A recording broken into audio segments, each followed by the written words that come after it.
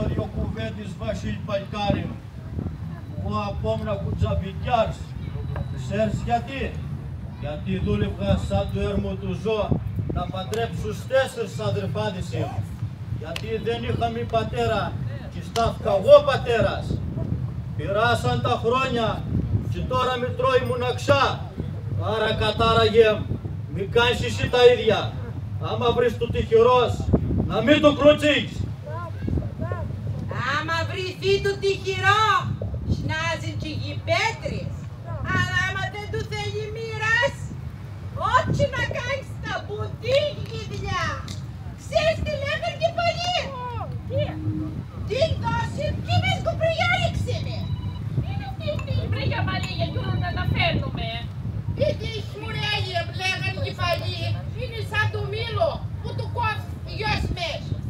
Του ένα το κομμάτι θα του πάρει ένα παλικαράκι μόλις γίνεται. Και του άλλο το μισό του κομμάτι θα του πάρει ένα κουπιλδέι τώρα που γεννιέται. Τα δυο τα μωρά που καθένας έχει το μισό του μήλο, άμα μεγαλύνει και μεγαλώσει και γίνει παλικάρι μου πέρα, θα τα φέρει η μοίρα και θα αναταμώσει την δρόμη του. Αλλά πρέπει να έρθει και στα πράγματα βοηθά. Τότε λοιπόν το ζευγάρι πως το καθένα στο μισό του μήλου, το είναι και το ταιριαστό που θα ζήσει καλά, θα ταιριάξει και θα πειράσει καλή ζωή.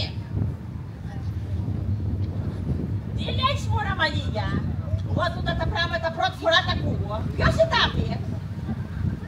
Τι έλεγε με την καρυφαλιά, απ' την κοιλιά μου τον πλανά. Ένας σοφός άνθρωπος του έλεγε που ξέρει και τα διάβαζε τα άστρα στον ουρανό. Βρέα μαλλίγια, το δικό σου μύτη επέλυε.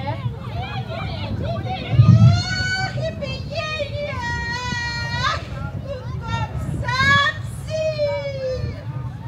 Γιατί ποτέ δεν το αντάμωσα, αλλιώς δεν το καταλάβηκα και εσύ δεν και πει μακριά.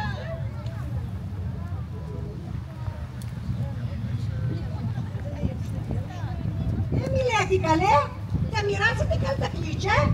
Ναι, οδιά, τα μοιράσαμε. Εφτάξαν τι κάνα. Ούλ πήραν ούλ, γυρεύαν και δεύτερο. Καλά, δεν δώσατε και το μουρά που να νοκουμέ να βγει τσακούν. Τα δώκαμε, παλαμουθήκαν από χαρά των.